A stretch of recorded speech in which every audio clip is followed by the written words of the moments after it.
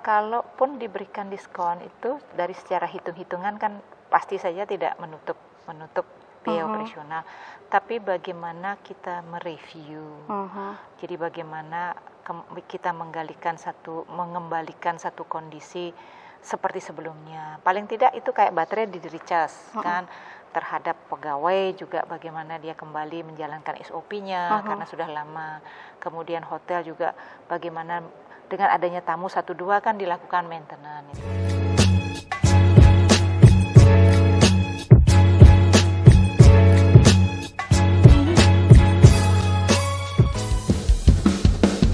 Ingat pesan ibu, pakai maskermu, cuci tangan pakai sabun, jangan sampai tertular. Ingat selalu pesan ibu, jaga jarakmu, hindari kerumunan, jaga keluargamu. Om Swastiastu. Selamat siang pemirsa, bertemu lagi dengan saya Putu Sri Sudianingsih dalam acara Bincang-Bincang Bali Express. Dalam kesempatan yang berbahagia ini, saya berada di Hotel Grand Ina Bali Beach, dan untuk kesempatan hari ini saya sudah ditemani oleh Ibu Igusti Komang Ayu Aryani selaku General Manager di Hotel Grand Ina Bali Beach. Selamat siang Ibu. Om Swastiastu nggih Ibu nggih. Ibu, terima kasih sudah meluangkan waktu pada siang hari ini untuk berbincang dengan saya di sini, Ibu. Sebelum kita masuk dalam topik pembicaraan Niki, Tiang secara pribadi juga ingin mengenal secara lebih jauh nih ke hotel Ibu di sini dengan bagaimana Ibu memimpin hotel ini. Mungkin bisa dijelaskan langsung nih ke Ibu. Hotel Grand Ina Bali Beach adalah salah satu hotel badan usaha milik negara, yang tentunya kita ketahui bersama satu-satunya hotel yang berlantai 10 di Bali. Ya. Kemudian hotel ini didirikan pada tahun 1963 dibangun, tapi diresmikan beroperasi tahun 1966. Nah, hotel ini seperti kami sampaikan tadi adalah badan usaha milik negara yang berkantor pusat di Jakarta. Nah, kemudian tidak satu ini saja unit usahanya, kami juga ada Ina Sindu, kemudian Grand Ina Kute, Ina Putri Bali, dan Ina Bali Hotel Retreat. Itu adalah sister hotel yang ada kepemilikannya adalah PT Hotel Indonesia Natur.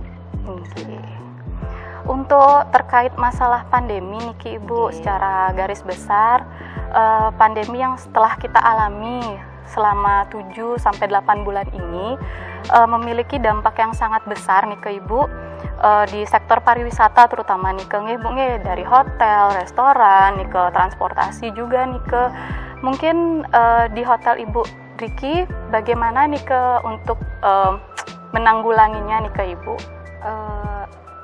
Pandemi COVID-19 semua mengetahui dan semua berdampak. Tentunya kami juga mengalami dampak itu sejak bulan Maret sampai saat ini. Memang operasional kami tidak berjalan dengan seperti tahun-tahun sebelumnya karena memang kedatangan tamu yang tidak ada.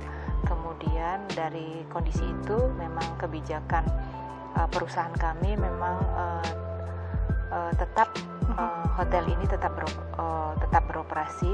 Hotel ini tetap beroperasi, tetapi memang tamu yang tidak ada. Artinya bukan ditutup. Maintenance tetap dilakukan. Kemudian dari total karyawan yang ada diizinkan untuk bekerja 25% saja, dan itu bertugas untuk memelihara kondisi hotel ini. Nah, kami scheduling dari semua bagian yang terkait.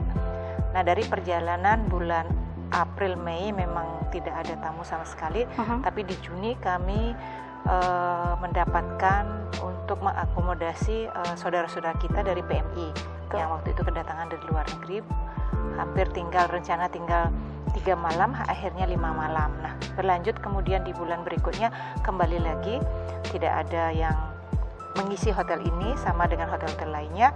Akhirnya mulai bertumbuh di bulan September, mulai sedikit-sedikit ada meeting-meeting itu sampai dengan saat ini pun masih ada mulai meeting di Di satu sisi dari pemerintah sudah memberikan satu kondisi mengenai ada sedikit penurunan daripada perkembangannya dari COVID ini, tentunya dengan tatanan kehidupan yang baru itu. Baik. Untuk jumlah karyawan di sini, Ibu, mungkin Ibu bisa share juga ke kita berapa jumlah karyawan dan termasuk juga pendapatan dari hotel milik BUMN ini, Ibu. Maksudnya pendapatan setelah COVID? Iya, jadi mungkin dari awal COVID sampai sekarang mungkin, Ibu. Kalau yang kami bisa sampaikan dalam kurung kita. Pendapatannya dalam kurung, artinya pendapatan yang kita capai tidak bisa mengcover biaya yang dikeluarkan. Baik. Iya. Tapi untuk jumlah karyawannya sekitar 400 orang. 400. Iya. Untuk dampak yang dari COVID-19 ini mungkin ada karyawan yang dirumahkan atau di PHK, Ibu?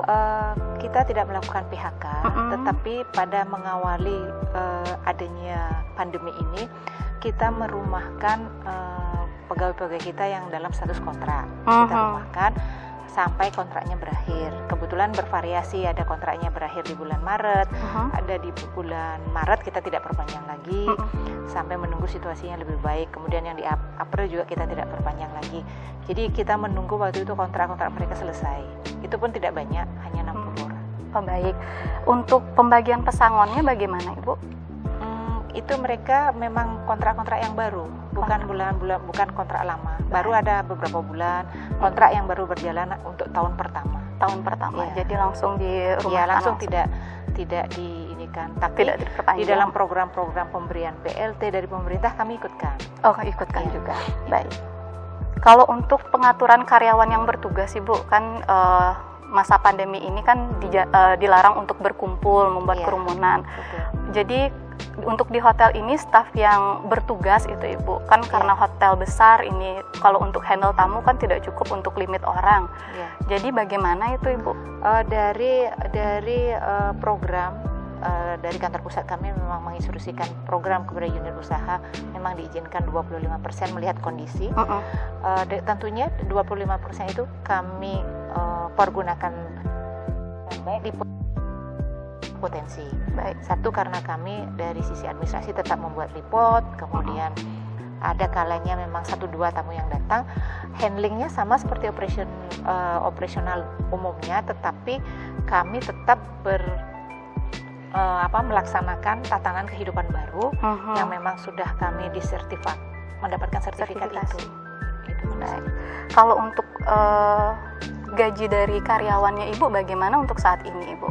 Apakah mungkin masih diberikan untuk standar gaji atau mungkin dipotong atau bagaimana? Kami adalah badan usaha milik negara, tentunya kami mengikuti aturan pemerintah dari pembelian upah UMK untuk yang basic, dan itu pun perhitungan upahnya memang diatur oleh kantor pusat kami.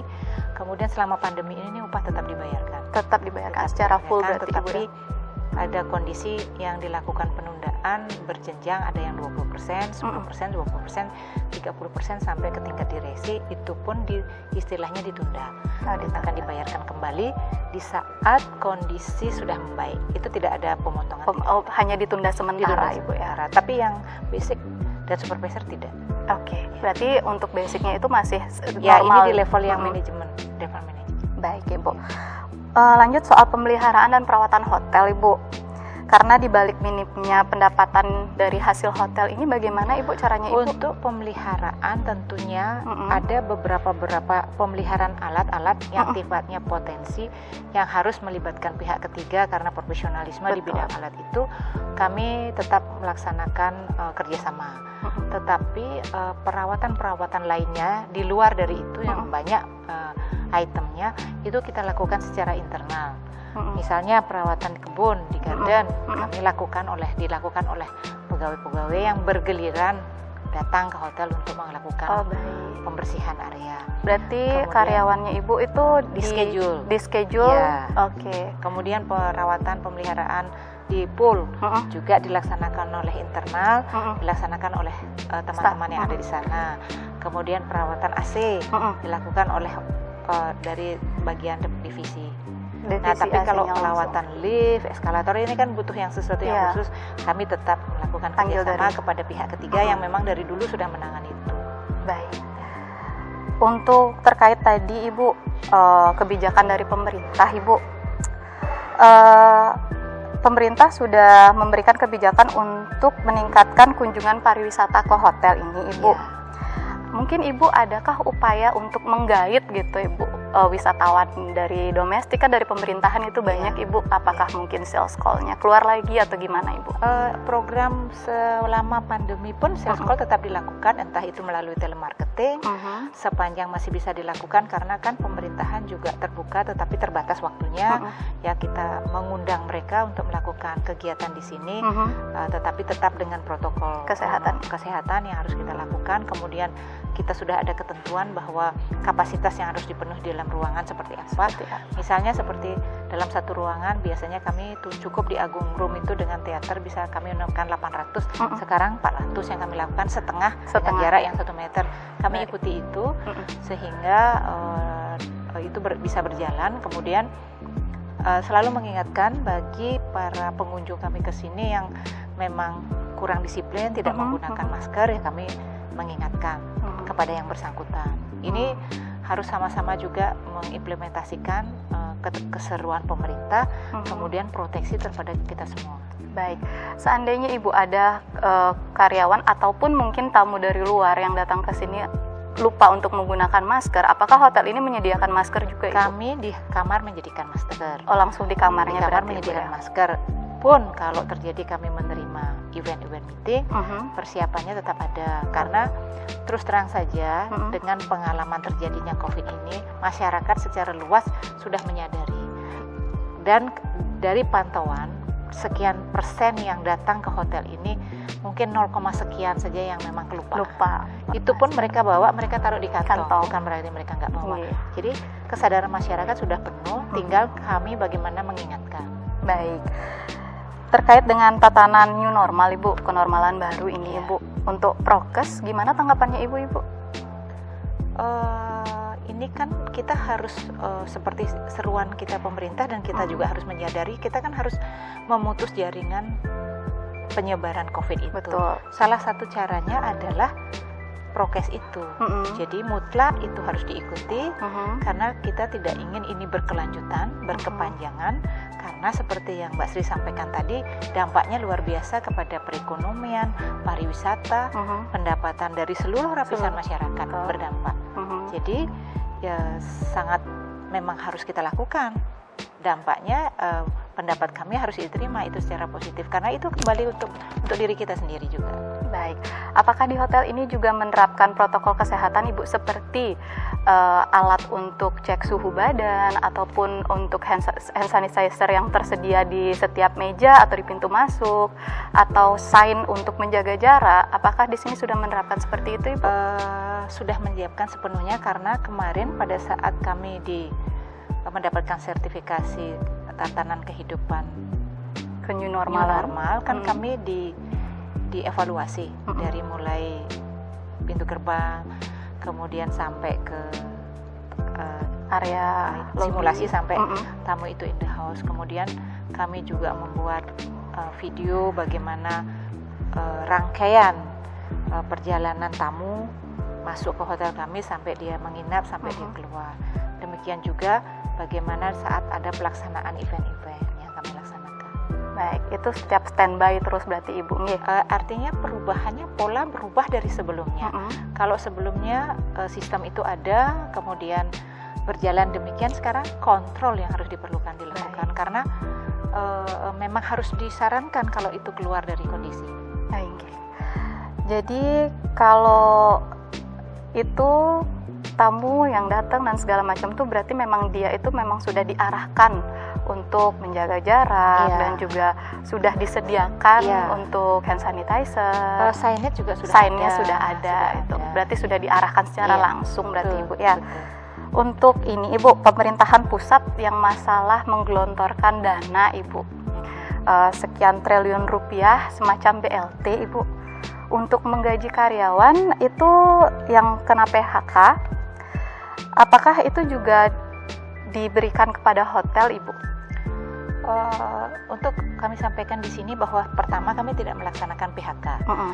Yang kedua, memang dana PLT memang diinformasikan untuk diberikan kepada pekerja yang memang dirumahkan. Dana itu kami dapatkan dan disalurkan kepada pekerja-pekerja kami yang pada saat pandemi ini dirumahkan. Seperti yang saya sampaikan kepada Mbak Sri tadi, yang dirumahkan adalah posisi pada saat dia sedang menjalani kontraknya yang akan berakhir, yang kebetulan berakhir di tahun ini. Baik. Dan periodenya bervariasi sepanjang tahun ini. Baik. Dengan dana sejumlah yang didapat itu, Ibu, apakah hotel sudah melakukan sesuatu, Ibu? Untuk hotel tidak ada BLT. Tidak ada sama sekali. Tapi berarti, yang ada kan sedang kami proses hibah, dana hibah. Ini beda. BLT untuk personnya, hibah ini untuk generalnya, company-nya. Baik. Jadi untuk pandemi ini, Ibu, kita tidak tahu kapan bakal berakhir pandemi ini, Ibu. Kita berharap ini bakal berakhir secepatnya. Betul. Seandainya dalam kurun waktu 5 tahun ke depan ini, Ibu, pandemi ini masih terus bergulir, Ibu. Iya. Bagaimana Ibu menanggapinya ini, Ibu? Seperti yang Mbak Sri sampaikan, mudah-mudahan Astungkara itu tidak terjadi. Tapi kalaupun kondisinya tidak akan terjadi perubahan musim seperti ini, ya kita memang kalau kondisinya seperti ini berarti memang pariwisata luar tidak datang ke sini. Betul. Itu kan artinya kalau memang seperti ini. Artinya kita hanya memanfaatkan yang ada secara internal. Ya tentunya domestik. Domestik itu ya bagaimana kita kembali memberikan kepercayaan kepada pasar. Kalau pasarnya itu adalah berkembangnya adalah pasar domestik, domestik tidak terlepas dari luar pulau saja, mungkin yang di dalam, memberikan kepercayaan kepada mereka untuk mencoba tinggal di hotel. Itu saja upaya-upaya yang kita bisa lakukan. Dan yang kedua, tentunya lebih meningkatkan program efisiensinya semaksimal mungkin lagi. Karena kan kalau terus dalam perusahaannya dalam kurun waktu lama kan kita bisa bayangkan bertahan nggak kita dalam kurun waktu yang begitu lama. Mudah-mudahan sih segera berlalu, dan pemerintah juga. Kami dari sisi pelaku pariwisata sangat mengharapkan ini akan bisa terselesai. Astungkara bisa selesai, berkurang secara lambat, tapi pasti ada pengurangannya. Ya kembali lagi kepada masing-masing yang harus memproteksi di semua lapisan, entah itu karena penyebaran ini dari siapa ke siapa kan kita tidak tahu. Ya betul. Jadi kalau untuk terkait dengan diskon yang besar-besaran dari hotel, Ibu, yang di luar sana tuh sampai jatuh-jatuh harganya itu, Ibu, untuk diskonnya. Apakah dengan kewajaran seperti ini menutup dengan biaya operasional, Ibu? Kalaupun diberikan diskon itu dari secara hitung-hitungan kan pasti saja tidak menutup biaya operasional, tapi bagaimana kita mereview, jadi bagaimana kita mengembalikan satu kondisi seperti sebelumnya. Paling tidak itu kayak baterai di recharge kan, terhadap pegawai juga bagaimana dia kembali menjalankan SOP-nya karena sudah lama. Kemudian hotel juga bagaimana dengan adanya tamu 1-2 kan dilakukan maintenance itu. Iya, baik. Jadi mungkin ada hal yang Ibu sampaikan mungkin untuk kedepannya bagaimana, Ibu? Ya, ke depan mari kita bersama-sama berharap dan selalu berdoa semoga pandemi ini cepat berlalu, badai ini cepat berlalu, sehingga kepercayaan Bali khususnya, karena Bali memang ditopang di pariwisata itu akan bertumbuh, sehingga kembali kepada seperti sedia kala, dan masyarakat dari semua unsur semua aspek itu dapat menjalani kondisi seperti tahun yang lalu. Baik, Ibu. Ibu, mungkin ada lagi yang bisa saya tanyakan di sini terkait tentang ada 2 kamar yang memang mungkin, kalau mungkin saya salah mungkin bisa dikoreksi, sebagai ikonik dari hotel ini. Ibu mungkin bisa dijelaskan, Ibu, 2 kamar tersebut, Ibu? Oke. Mbak Sri, saya tambahkan lagi. Tadi kan kita sudah bicara mengenai sejarah tadi ya. Jadi begini, hotel ini kan saya sampaikan di awal tadi dibangun 1963. Itu desain arsitekturnya juga dari Jepang. Kemudian diresmikan pada tahun 1966 oleh Hamengkubuwono. Nah, khususnya di tower ini jumlah kamar yang ada dijual itu 246. Beda jumlahnya sebelum renovasi. Nah, ada satu kejadian di tahun 1993. Nah, dari kejadian itu hotel ini direnovasi selama 6 bulan saja karena instruksi pemerintah pada saat itu, sehingga beroperasi kembali di bulan Oktober. Nah, dalam proses adanya kejadian itu ada satu kamar yang kondisinya utuh dan secara spiritual, masukan spiritual, jadi kamar itu minta satu kamar itu tidak dijual dan ditreatlah seperti kamar suci. Nah, sejak itulah satu kamar yang sekarang kita sebut kamar suci 327 itu ditreat sebagai kamar suci. Nah, di situ segala sesuatu mengenai kebutuhan treatment kamar itu dilaksanakan secara universal. Jadi di situ kita memang menaruh lukisan dari Soekarno, Bunda Ratu di sana. Nah, dipercayai seperti itu. Nah, itulah selama ini yang kita ada di Grand Bali di sini. Baik, Ibu. Untuk dua kamar suci ini, Ibu, apakah ini sebagai ikonik dari hotel untuk menarik datangnya wisatawan? Dua, ada satu di tower, satu lagi di cottage yang sekarang kita sebut resort. Kalau secara spesifik itu sebagai ikon, tidak, karena apa? Yang ikonnya justru hotel ini adalah satu-satunya hotel di Bali yang memiliki 10 lantai dan tidak ada bangunan lagi lainnya. Karena seperti kebijakan pemerintah yang terbaru kan bahwa hotel itu tidak boleh lebih dari pohon kelapa. Betul. Nah, ini hotel dibangun sebelum kebijakan itu ada. Jadi ikonnya ya ada satu-satunya memang tinggi. Nah, tetapi kamar suci itu kita hormati sebagai satu kondisi yang memang memberikan spirit kepada kita semua yang ada di sini. Baik. Untuk treatmentnya tersendiri, tadi sempat Ibu juga singgung treatmentnya bahwa kamar ini adalah sebagai kamar suci, Ibu. Iya. Untuk treatmentnya tersendiri, Ibu, apakah ada treatment khusus memang dari hotel untuk kamar tersebut, Ibu? Ya, Contoh mungkin dibersihkannya regularly atau mungkin tidak boleh ini, tidak boleh itu, mungkin bisa dijelaskan, Ibu, lanjut. Kamar itu ditreat oleh hotel, ada petugasnya. Kamar itu dibersihkan seperti layaknya kamar yang dijual kepada tamu, jadi dibersihkan, kemudian ditreat. Kita ada sesajen yang dilaksanakan setiap hari, dan kita ada yang bekerja sama dengan menunjuk kayak mangku yang bertugas di kamar itu. Ada mangku spesialnya, ada berarti, mangkunya, Ibu, ya. Itu. Jadi itu dilaksanakan oleh manajemen, dan itu kami selaku manajemen yang melanjutkan Enhover di sini tidak mengurangi treatment yang memang kami dapatkan dan kita laksanakan juga. Baik. Itu secara reguler berarti, secara Ibu, ya? Baik. Untuk keberadaan dua kamar tersebut, Ibu, sebelum atau sesudah pandemi ini, apakah ada tamu yang komplain, Ibu, tentang keberadaan kamarnya ini? Sebelum pandemi juga tidak ada selama ini yang komplain. Setelah pandemi juga selama ini juga tidak ada yang komplain. Tetapi kalau tamu itu berkenan dan tahu untuk berkunjung, kita persilahkan. Kalau apalagi tamu itu tinggal di hotel ini, jadi kalau jam berapa tamu itu sempatnya, tinggal menghubungi petugas kami, dalam hal ini duty manager ataupun petugas front desk lainnya, untuk melapor dan ditemani. Tetapi kalau tamu umum di luar hotel ini memang kami buka jadwalnya setiap hari Kamis malam. Baik. Kamis malam. Ya. Mohon maaf, untuk ada jamnya tersendiri? Ada. Ibu? Itu kami buka dari jam 7 maksimum sampai jam 9. 7 sampai jam 9. Ya. Adapun mungkin syarat khusus gitu, Ibu, untuk masuk ke kamarnya itu, Ibu? Syarat khusus sekali, kalau seperti kepercayaan kita Bali, yang cuntaka tidak boleh masuk. Baik.